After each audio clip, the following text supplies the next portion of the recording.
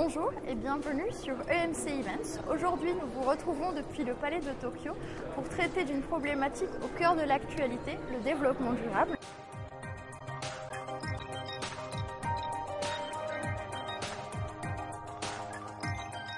Luxe et responsabilité sociétale peuvent-ils aller de pair? Quels enjeux pour les acteurs de ce secteur rarement associés au débat, le développement durable?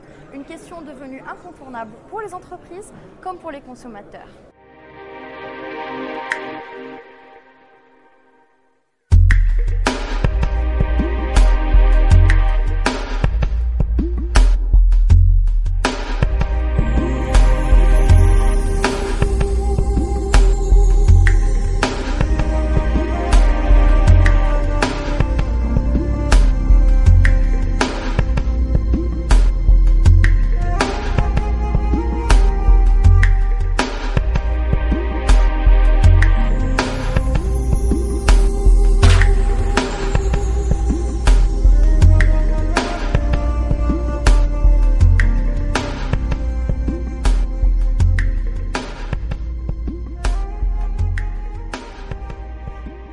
Je suis la fondatrice de la marque Demos.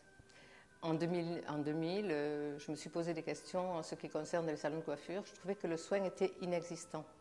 Et là, j'ai décidé de créer ma propre marque en disant je vais faire quelque chose qui va donner envie aux clientes de consommer du soin. Cette marque, je la voulais bien-être et beauté du cheveu. Et pour cela, j'ai créé le spa du cheveu. C'est des soins, une ligne de soins courte, avec des rituels de soins de bien-être que je proposais aux coiffeurs.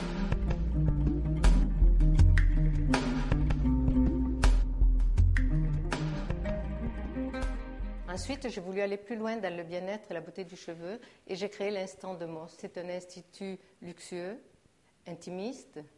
Nous recevons nos clientes dans des cabines privées. Nous avons pris des mobiliers de récupération pour aller toujours dans le côté développement durable, le côté écologie. Respectueuse de l'homme et de l'environnement, j'ai souhaité créer une ligne bio et je me suis beaucoup investie pour la ligne. Donc nous avons mis 3 ans de recherche, de formulation pour créer une ligne courte, efficace et qui conjugue le bien-être et la beauté du cheveu. Donc je vous présente la crème de jour qui est une crème d'hydratation pour le cheveu. C'est le soin quotidien d'hydratation du cheveu. Donc, je vous la conseille particulièrement pour les longueurs et les pointes sèches. Ça vous aide à vous coiffer. Vous pouvez aussi l'utiliser très facilement après votre shampoing, un soin sans rinçage. Et vous la remettez au quotidien sur vos cheveux.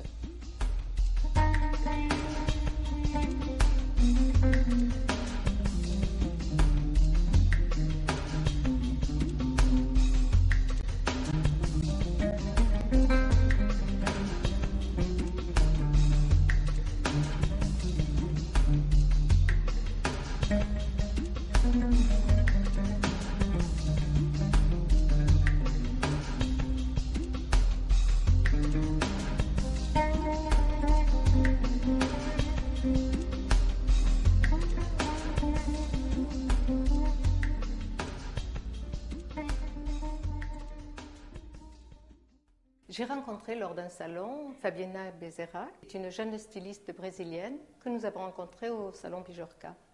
Donc, lorsque nous l'avons rencontrée, elle faisait des bijoux. Elle présentait ses bijoux, des colliers, des boucles d'oreilles, des bracelets, comme vous voyez celui-ci, magnifique.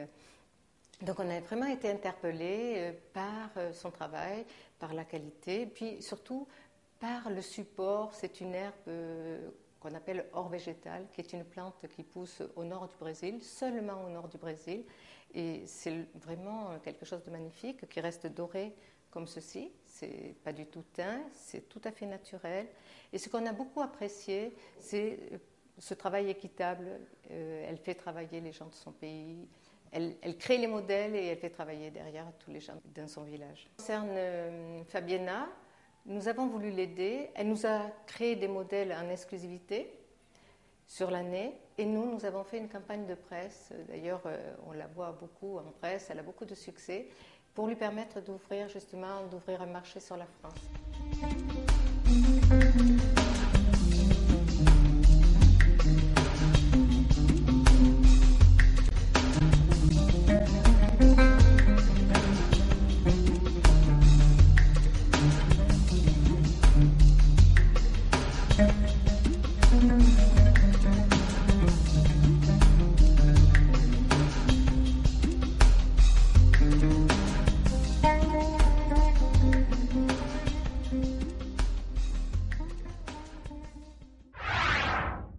Alors, Élise, vous avez une approche très particulière, très originale du design. Est-ce que vous pouvez nous en parler brièvement et nous expliquer votre source d'inspiration? Effectivement, ma source d'inspiration est généralement liée aux matériaux divers, comme le bois, le plastique et aussi le papier, que je travaille depuis plusieurs années maintenant et qui est aujourd'hui présent sur ce stand via un travail sur l'origami et le pliage.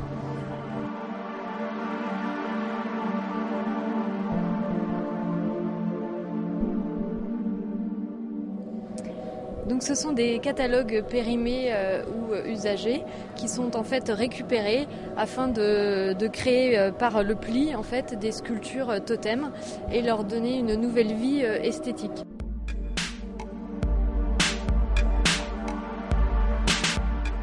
Ce travail est parti en fait d'une commande particulière d'une marque italienne qui souhaitait en fait valoriser dans son showroom et mettre en valeur en fait des objets qui sont éco-friendly, c'est-à-dire qui mettent en fait en valeur un certain process sur le recyclage. D'où cette idée en fait de leur proposer en fait de récupérer leurs anciens catalogues pour créer des sculptures décoratives dans un espace.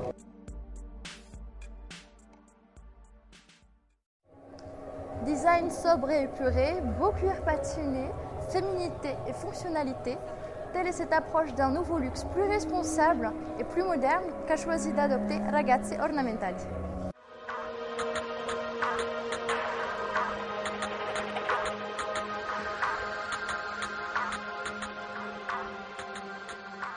Ragazzi Ornamentali, c'est une marque française avec un nom italien qui est née il y a 1 an et demi. C'est une marque qui a pour vocation de décrire un univers dans sa globalité, un univers féminin et un univers qui va à l'encontre de la frénésie actuelle de la mode. Donc, première dérogation à la règle numéro 1 de la mode, Ragazzi Ornamentali propose une collection permanente qui petit à petit va s'étoffer et s'élargir pour en arriver à la description de cet univers global dont je vous parlais. Univers à 360 degrés, on a l'habitude de dire, fait d'abord de maroquinerie, parce que c'est le cœur de métier des créatrices, parce que le sac c'est l'objet avant tout, c'est le compagnon, c'est l'objet de toujours. Et puis aller ensuite vers d'autres domaines d'accessoires féminins. On souhaite aller vers la joaillerie, on souhaite aller vers la parfumerie, vers le maquillage. Et toujours avec les mots-clés et les références clés, et je dirais le concept clé qui est artisanat, qualité, des choses faites main, des choses qui durent, qui vieillissent, qui se patinent, des choses qui sont hors mode, qui sont intemporelles et qui vont vieillir avec la femme, des objets que la femme va s'approprier et avec lesquels elle va finir par créer un lien affectif. La raison principale pourquoi on est luxe et développement durable et pourquoi on est là, c'est le principe même et le concept même de la marque qui est de revenir à des choses qui durent, des choses qui sont d'une qualité extrême. Aujourd'hui, on est à la qualité la plus belle qui puisse exister, à la fois en termes de matière qui vont vieillir et se patiner, qu'en termes de confection. C'est des sacs qui sont faits artisanalement, pièce par pièce, à la main. Et donc voilà, le cœur de la participation au 1618, c'est vraiment la démarche générale et la démarche globale et le concept de la marque qui est la qualité ultime, les choses qui restent, les choses qui durent.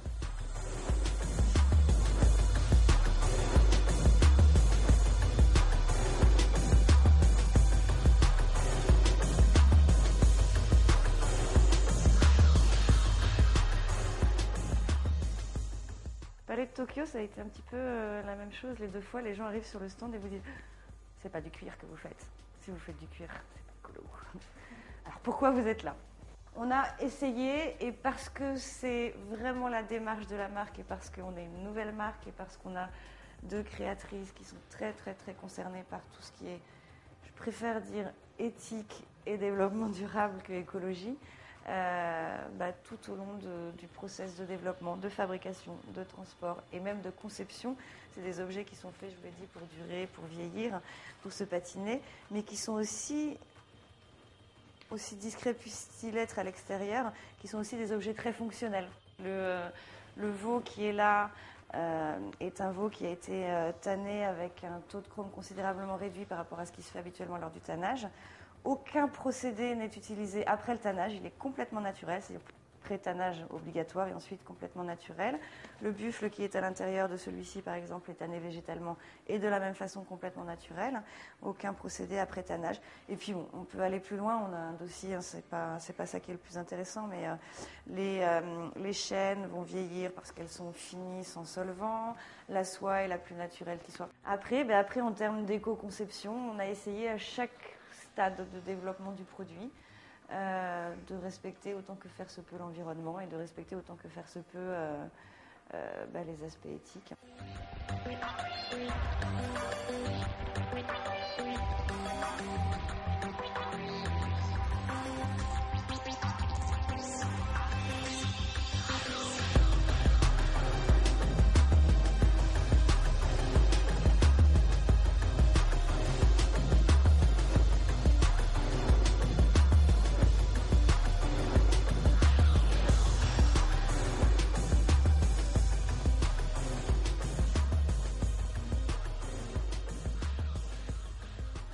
En matière de luxe, le savoir-faire ne se limite pas aux ateliers traditionnels.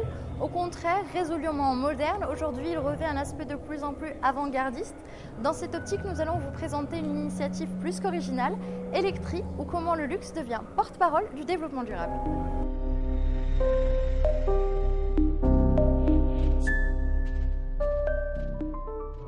Vivien, bonjour. Bonjour. Merci de nous recevoir sur le stand d'Electri. Je crois savoir que vous êtes le concepteur de ce très bel objet. Est-ce que vous pouvez nous en parler un peu plus ? Oui, je peux vous dire que c'est un chargeur universel qui permet en fait de brancher en USB n'importe quel appareil mobile, type téléphone portable ou MP3 ou caméra. Donc les panneaux photovoltaïques vont charger un accumulateur qui est dans la base et c'est cet accumulateur, une fois rechargé, qui va permettre ensuite d'alimenter vos appareils. Comment vous est venue l'inspiration en fait pour concevoir un objet aussi esthétique et original ?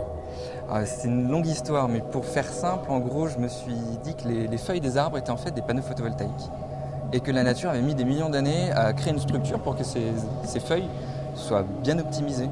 Donc ça me paraissait logique en fait de mettre des panneaux photovoltaïques sur une structure d'arbre. Et comme c'est difficile de mettre un arbre chez soi, j'ai réduit la taille pour en faire un bonsaï. Et c'est un objet aussi qui éduque les gens pour montrer très simplement que l'énergie du soleil peut être facilement exploitable au quotidien pour ne serait-ce que les appareils qu'on a dans la poche. Merci de nous avoir suivis et rendez-vous à nouveau sur EMC Events depuis le Palais de Tokyo en compagnie de Carole Van Cotter pour une émission consacrée aux professionnels du tourisme et de l'hôtellerie.